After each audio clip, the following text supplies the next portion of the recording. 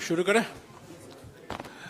साथियों, आज का प्रेस ब्रीफिंग का विषय आपको असामान्य लगता होगा, क्योंकि इसका सीधा ताल्लुकात हमारे राजनीति और अर्थव्यवस्था से नहीं दिखाई देगा।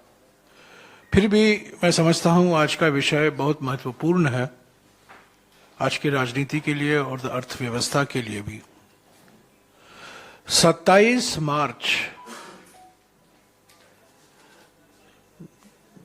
4 दिन पहले 27 मार्च को हमने 50वीं सालगिरह मनाई थी चिपको आंदोलन की। 27 मार्च 1973 को गोपेश्वर के पास मंडल गांव, आज के उत्तराखंड में, भारी संख्या में महिलाओं ने चिपको आंदोलन की शुरुआत की। आज हम एक उत्कृष्ट महिला गौरा देवी को याद करते हैं, जिन्होंने प्रेरणा दी सभी को और चिपको आंदोलन शुरू हुआ। और मैं समझता हूं हमारे पर्यावरण के इतिहास में वो एक मील का पत्थर साबित हुआ, क्योंकि चिपको आंदोलन से जो जन जागृति पैदा हुई वन संरक्षण के मामले में, तत्कालीन उत्तर प्रदेश के मुख्यमंत्री हेमवती नंदन बहुगुणा खुद गए। वो तो पहाड़ी इलाके से ही आते थे, वो खुद गए गोपेश्वर, बातचीत हुई, और जो लोगों में एक भय था, खास तौर से पहाड़ी इलाकों में, गढ़वाल के पहाड़ी इलाकों में, कि फॉरेस्ट कॉन्ट्रैक्टर आएंगे और सारे हमारे जंगल का विनाश होगा, वो चिपको आंदोलन के वजह से उसमें रुकावट आई और नए कानून बने और सरकार का रवैया बहुत भारी तरीके से बदला। आज 1 अप्रैल, आज हम 50वीं सालगिरह मनाते हैं प्रोजेक्ट टाइगर की शुरुआत की। आज ही के दिन 50 साल पहले तत्कालीन प्रधानमंत्री श्रीमती इंदिरा गांधी ने प्रोजेक्ट टाइगर की शुरुआत की। इसकी शुरुआत उत्तराखंड में ही हुई, कॉर्बेट नेशनल पार्क में इसका उद्घाटन हुआ। हालांकि इंदिरा गांधी जी कैमरा जीवी नहीं थी, वो कॉर्बेट नहीं गई, और प्रोजेक्ट टाइगर की शुरुआत, उसकी उद्घाटन तब के chairman of the Indian board on wild life doctor Karan Singh ने किया। जब प्रोजेक्ट टाइगर की शुरुआत हुई, 9 ऐसे हमारे देश में टाइगर रिजर्व चुने गए।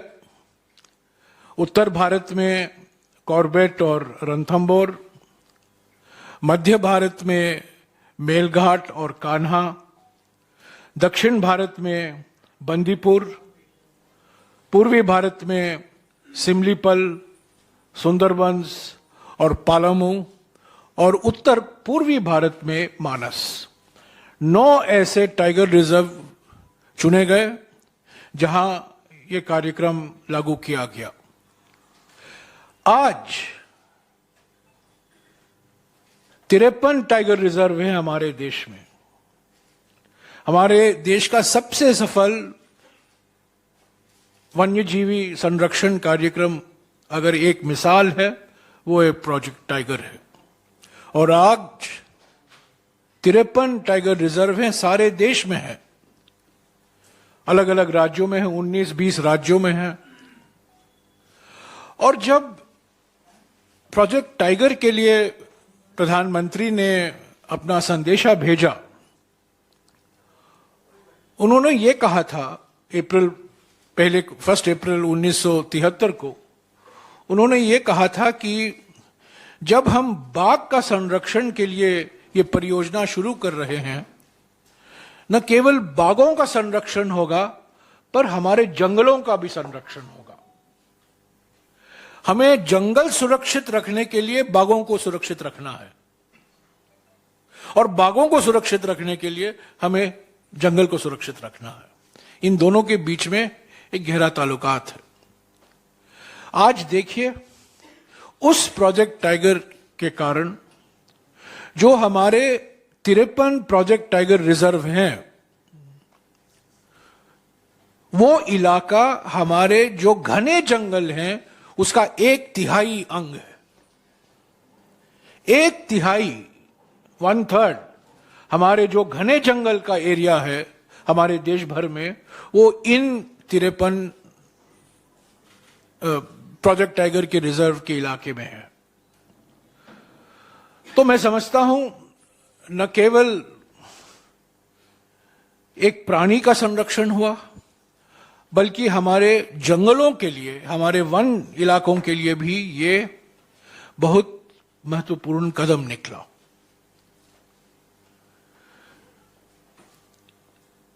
आज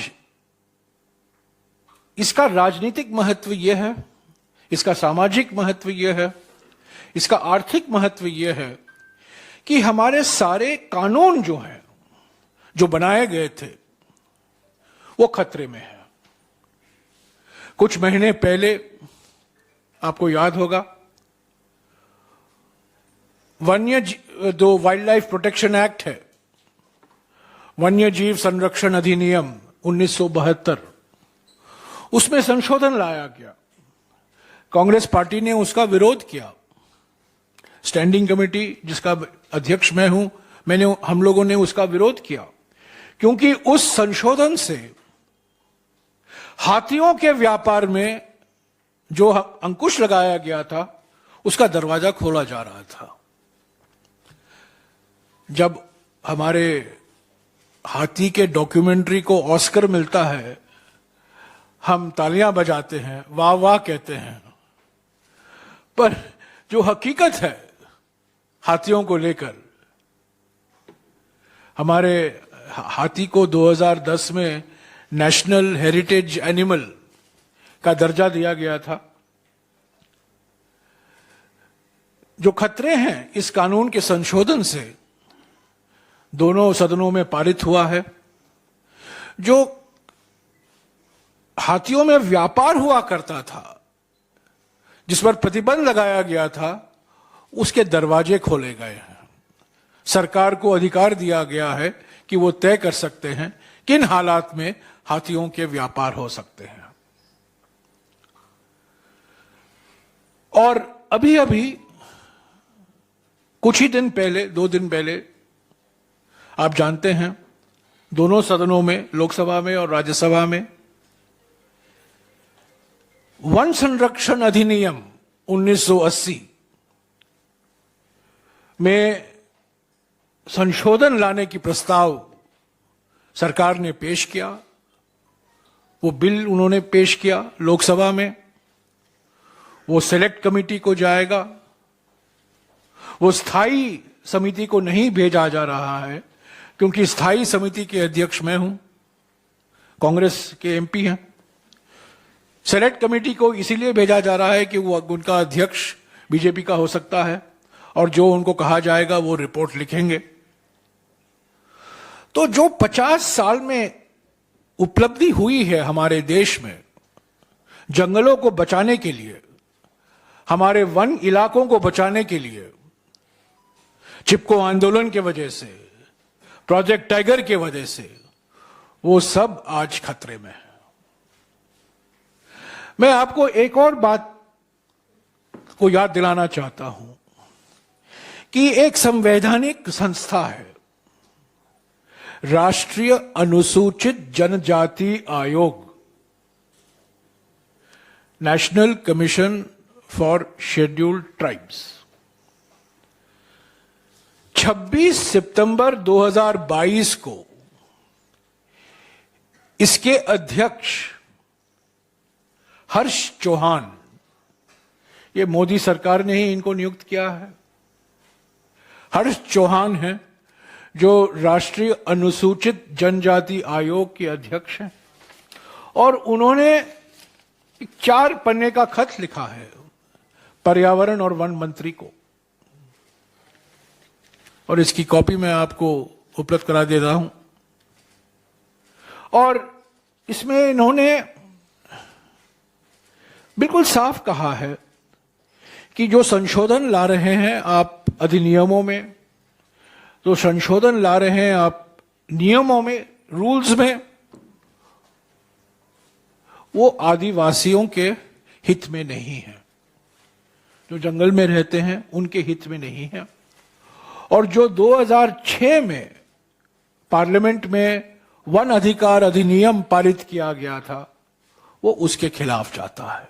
ये कांग्रेस पार्टी नहीं कह रही है, हम भी ये कह रहे हैं, पर हमारे अलावा सरकार के ही नियुक्त किए गए अध्यक्ष, राष्ट्रीय अनुसूचित जनजाति आयोग के अध्यक्ष पर्यावरण मंत्री को लिखते हैं कि जो आप अधिनियम में संशोधन करेंगे, जो आप नियमों में संशोधन कर रहे हैं, वो सही नहीं है, आदिवासियों के हित में नहीं है, और आदिवासी के जो संवैधानिक अधिकार हैं, जो कानूनी अधिकार हैं, उसको छीनता है। तो आज खुशी का दिन है और चिंता का भी दिन है।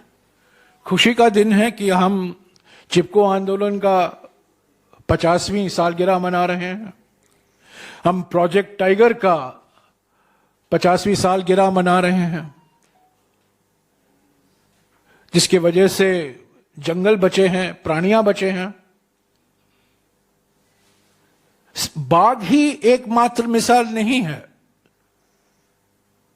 जो इंदिरा गांधी जी के कार्यकाल में संरक्षण की परियोजना, प्राणी संरक्षण की परियोजना की शुरुआत की गई थी, बाघ के पहले जनवरी 1972 में शेर को लेकर प्रोजेक्ट लायन की शुरुआत की गई थी गुजरात में। उसके बाद मगरमच्छ के लिए, हाथी के लिए और अन्य पक्षियों के लिए, सभी प्राणियों के लिए ऐसे संरक्षण की परियोजना की शुरुआत की गई। पर प्रोजेक्ट लायन 1972 और प्रोजेक्ट टाइगर 1973, इनसे शुरुआत हुई, और इसका एक नतीजा है कि आज हमारे जो जंगल बचे हैं, जो घने जंगल बचे हैं, ये संरक्षण परियोजनाओं के कारण ही बचे हैं। और आज ये खतरे में है क्योंकि मोदी सरकार चाहती है कि इन कानूनों में उदारीकरण हो, इन कानूनों को कमजोर किया जाए, ताकि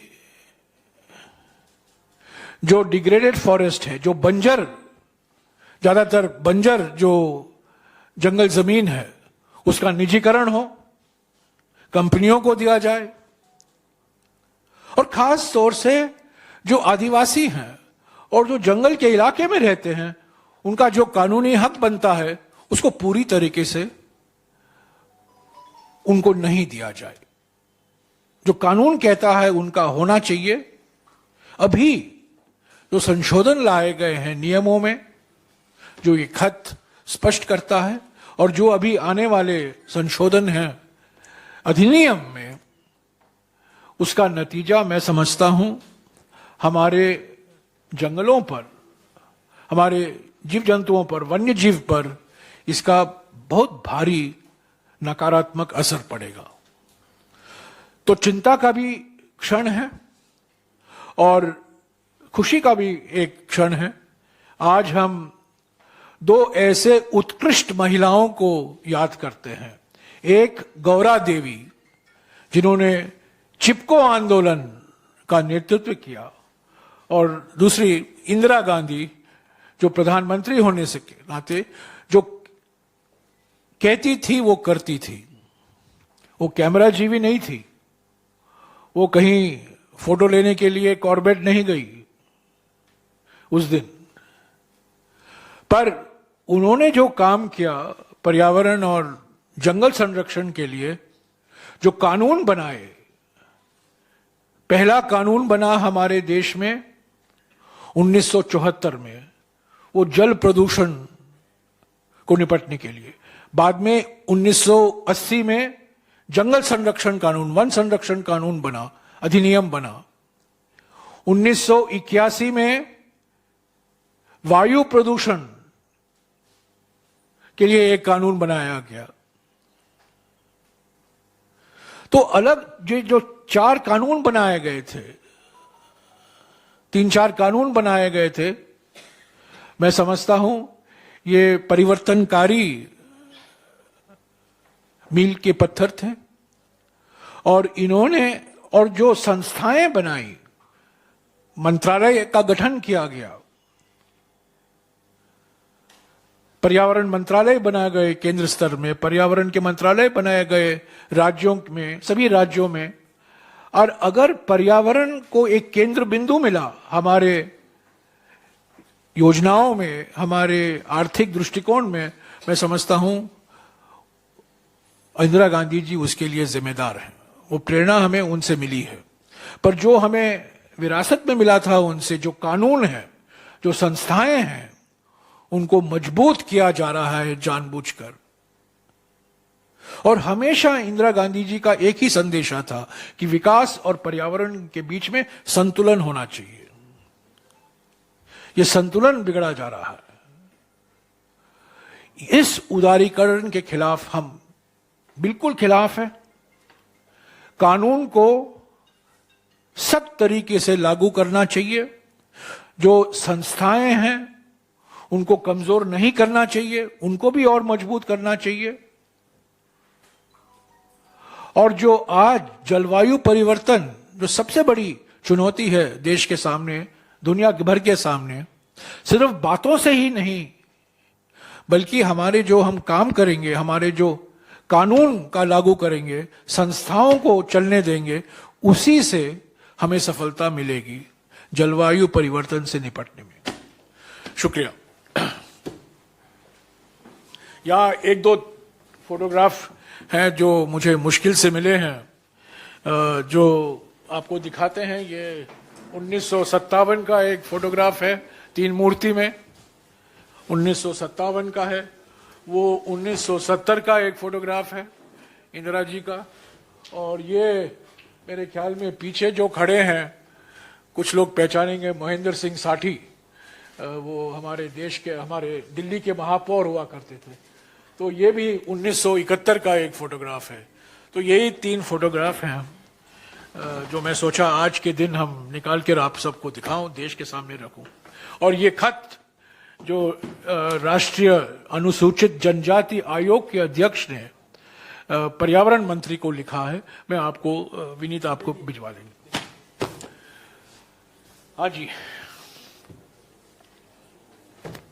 इस पर तो कुछ सवाल नहीं होने चाहिए। नहीं सर, एक सवाल है सर। 50वीं सालगिरह है प्रोजेक्ट टाइगर का। आजकल देश में बहुत चर्चा इस बात की है कि चीता खत्म हो गया पिछले 30 साल से। मोदी जी को बाहर से कीनिया से और दूसरी जगह से लाना पड़ा। प्रोजेक्ट टाइगर करते करते आप लोग प्रोजेक्ट चीता क्यों? चीता भी तो, हम उसके लिए भी कुछ करना चाहिए, वो क्यों नहीं हो पाया? वो क्यों? चीता, मैंने इसके बारे में कई बार मैंने लिखा भी है और मैंने पार्लियामेंट में भी कहा है। चीता का पहला प्रयास, चीता लाने का पहला प्रयास 1968 में हुआ। 1968 में ईरान के साथ बातचीत हुई, क्योंकि हम सिर्फ ईरान से लाने की संभावना थी। बलूचिस्तान में चीता की आबादी थी। 3-4 साल लगे, बातचीत हुई। हमारी एक डेलीगेशन भी गए, 2-3 अफसर भी गए थे। पर ईरान के साथ वो, उसके बाद में ईरान में क्रांति आई और उसके बाद बातचीत बंद ही हो गई। तब एकमात्र स्रोत था वो सिर्फ ईरान। जब मैं पर्यावरण मंत्री बना 2009 में, मैं साउथ अफ्रीका गया, नामीबिया गया, वहां बातचीत हुई और तब से लेकर 12 साल लगे हैं। जो कूनो में अभी आए हैं चीता, उसकी बातचीत की शुरुआत 2010 में हुई थी, जब मैं साउथ अफ्रीका गया था। तो लंबे समय था, क्योंकि अलग अलग राय थी हमारे ही विशेषज्ञों की समुदाय में, अलग राय थी। एक कुछ लोग कहते थे नहीं होना चाहिए, कुछ लोग कहते थे होना चाहिए, अगर होगा कहाँ होगा, इस पर बहुत बातचीत हुई, लंबी बातचीत हुई। बाद में क्या हुआ, 2013 में ये हो सकता था, पर 2013 में ये केस सुप्रीम कोर्ट चला गया। एक बार जब सुप्रीम कोर्ट चला गया, तब ये मामला न्यायालय में लंबित हो गया। तो हकीकत ये है, इसका एक इतिहास है। अगर आपको इसमें और जानकारी जानने की जरूरत है, मैं आपको पूरी जानकारी दूंगा कहां कहां से बातचीत हुई। मेरी तो बातचीत हुई तो 2010 में, पर शुरुआत 1968 में हुआ था, 1968 में।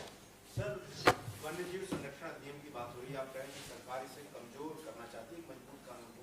क्या उसके पीछे उद्देश्य है, क्यों उसके पीछे लॉजिक क्या है सरकार की? देखिए, ये एक मानसिकता है, ये एक मानसिकता है कि उनकी कि पर्यावरण के कानून ईज ऑफ डूइंग बिजनेस के खिलाफ है। तो इन कानून को कमजोर करो, ताकि लोगों को ऐसा नहीं महसूस हो कि पर्यावरण के कानून से प्रोजेक्ट लगाने में हमारी देरी हो रही है। और क्योंकि समय तो लगता है, अगर जो कानून कहता है, आज के कानून, मैं आपको मिसाल देता हूं, आज का कानून कहता है, हमारे समय में जो बनाया गया था, कि अगर आदिवासी इलाकों में आप कोई प्रोजेक्ट लगाओगे, तब जो वन अधिकार अधिनियम के तहत आदिवासियों का हक बनता है, जो जंगल के इलाकों में रहते हैं उनका हक बनता है, उनका हक पूरे करने के बाद ही आप वो प्रोजेक्ट लगा सकते हो। पर वो नहीं हुआ।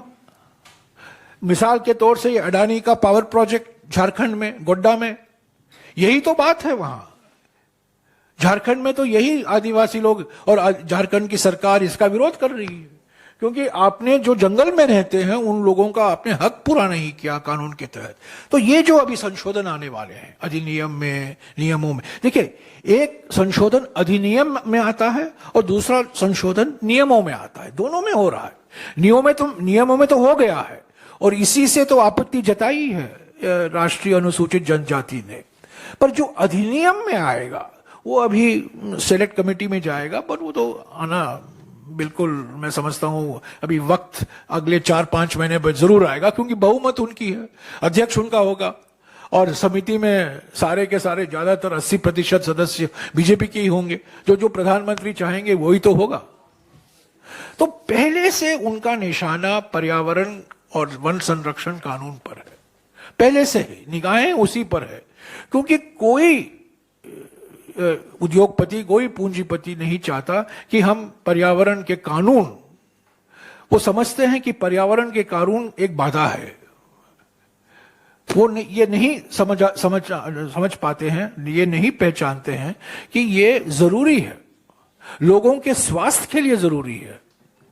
आज जो कानून है हमारे प्रदूषण से निपटने के लिए, जलवायु जो वाटर पोल्यूशन कंट्रोल एक्ट है या एयर पोल्यूशन कंट्रोल एक्ट है, जब बनाया गया था तब स्वास्थ्य की चिंता इतनी नहीं थी। आज तो स्वास्थ्य की चिंता सर्वोपरि है। तो जन स्वास्थ्य के नजरिए से मैं समझता हूं ये कानून जरूरी है, और इसको आप कमजोर करेंगे तो आप जन स्वास्थ्य पर इसका नकारात्मक असर होगा।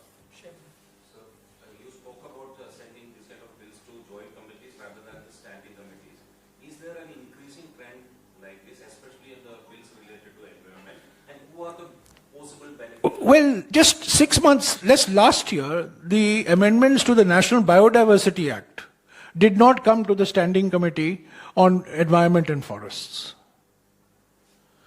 because that was benefiting Patanjali. The amendments was benefiting Patanjali.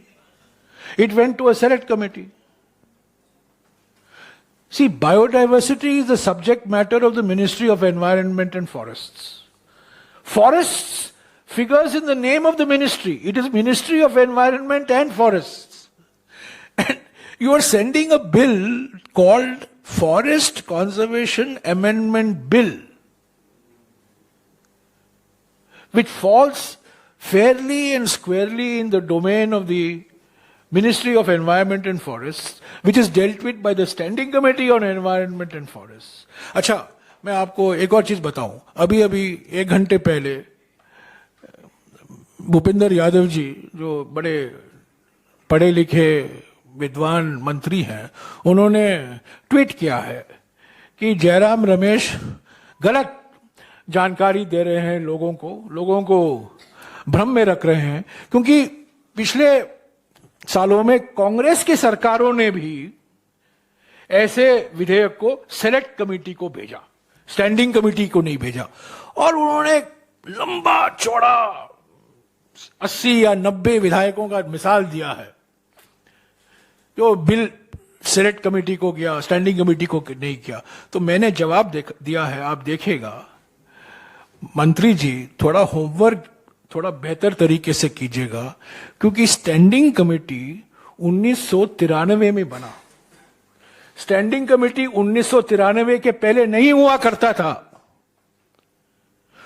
31 मार्च 1993 में यह तय किया गया कि स्टैंडिंग कमेटी होंगे. तो अभी 24 स्टैंडिंग कमेटी हैं, 16 लोकसभा के और 8 राज्यसभा के. तो यह कहना कि 1950, 1960 में, 1970 में, 1980 में कांग्रेस ने सेलेक्ट कमेटी को भेजा, ये क्या है? स्टैंडिंग कमेटी तो 1993 में बना. तो ये बिल्कुल साफ है. The answer to your question is very clear. See, there is an agenda. There is an agenda, and the agenda is that the target is to weaken all environmental and forest laws, because the view of Niti Aayog and the view of the government is these are regulatory burdens. But they don't look upon these as societal obligations. They look upon it as regulatory burdens. That is the fundamental difference. हाँ जी, एक हाँ. Yeah, Shobhit. Jairam, 3 more working days are left for this session.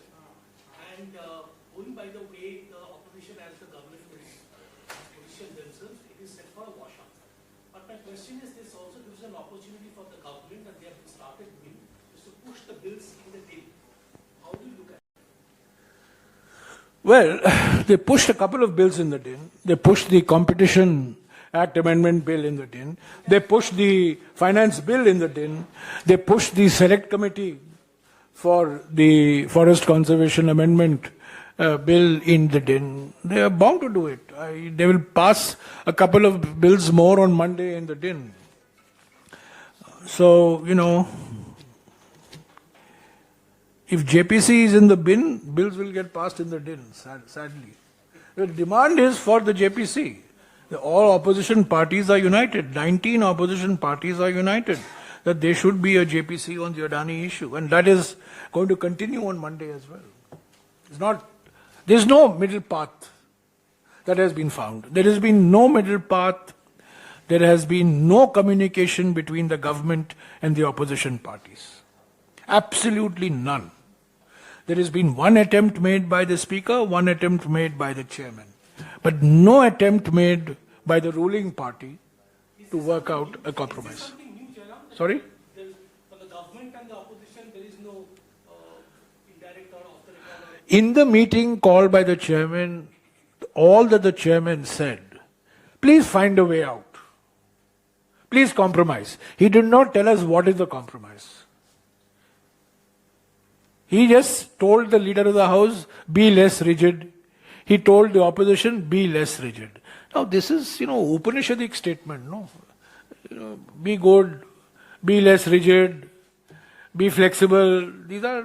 We can't oppose these statements. So when he was asked, what is your formula? He didn't have a formula. And in any case now, the question of an apology by Mr. Rahul Gandhi is an academic issue because they've got him disqualified. But Jairamji, Camrys has replied that BJP is accusing that Rahul is not a Camrys listing fellow, he is a non-listing. Sorry, I didn't hear the question.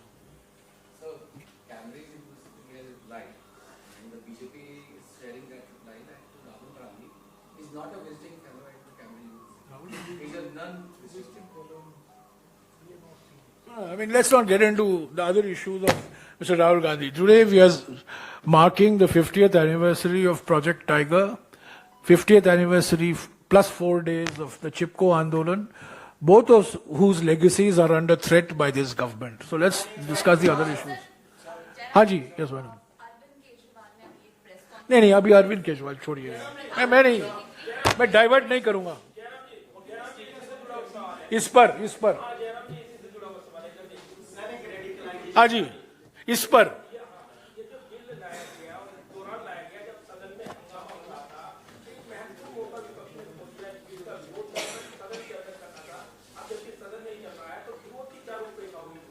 नहीं, हमने तो speaker को लिखा है, हमारे लोकसभा सांसदों ने speaker को लिखा है, मैंने राज्यसभा को के चेयरमैन को लिखा है, पर हकीकत तो यह है कि ये बिल पारित हुआ था लोकसभा में और राज्यसभा में भी पारित हुआ है। अभी स्पीकर को तय करना है और चेयरमैन साहब को तय करना है कि क्या ये सही है कि ये बिल सेलेक्ट कमेटी को भेजा गया, तब जहां की उसको स्टैंडिंग स्थायी समिति को जाना चाहिए था। ये इस पर क्या निर्णय लेंगे मैं नहीं कह सकता हूं, पर मैंने खुद चेयरमैन साहब को लिखा है और हमारे लीडर जो लोकसभा में है अधीर रंजन चौधरी और मेरे साथी एमपी लोकसभा के मनीष तिवारी, उन्होंने भी स्पीकर को लिखा है। तो अभी स्पीकर और चेयरमैन पर निर्भर है वो क्या करेंगे, पर रूल्स के मुताबिक वो बिल पारित हो चुका है लोकसभा में और राज्यसभा में। Earlier, in the first 5 years of the Narendra Modi government, there have been several instances where the bill was termed as a money bill, and you had fought one case also in Supreme Court, money bill to bypass the Rajya Sabha and to get a clearance from the Lok Sabha. Now here, what is happening is that in some cases, as you say, they are bypassing the standing committees and getting a select committee which will be headed by the Lok Sabha. Do you see this is Absolutely identical. Absolutely identical. The Modi government didn't send the data protection bill to the Ministry of Standing Committee on IT in the Lok Sabha because that was headed by my colleague Dr. Shashi Tharoor. They set up a select committee. They did not send the biodiversity amendment bill to the standing committee, which is headed by me. They sent it to a select committee, headed by Sanjay Jaiswal, who is a BJP MP. Meenakshi Lekhi headed the data protection bill, and later on PP Chaudhary. Now, Forest Conservation Amendment Bill should come Standing Committee on Forests, which I head. It is gone to a select committee. We don't know who the chairman is. That they will appoint, I'm sure, in the next couple of days. So this is just like the money bill argument. By the way, my money bill issue is still pending in the Supreme Court. A number of challenges we have challenged, for example, the amendments to the Prevention of Money Laundering Act as a money bill.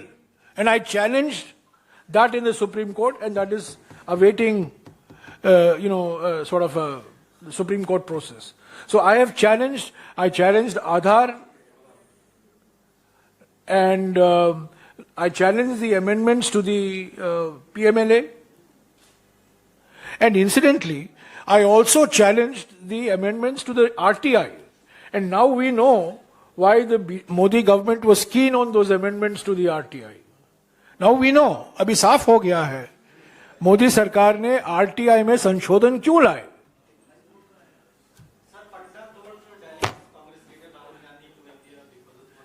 Okay, thank you.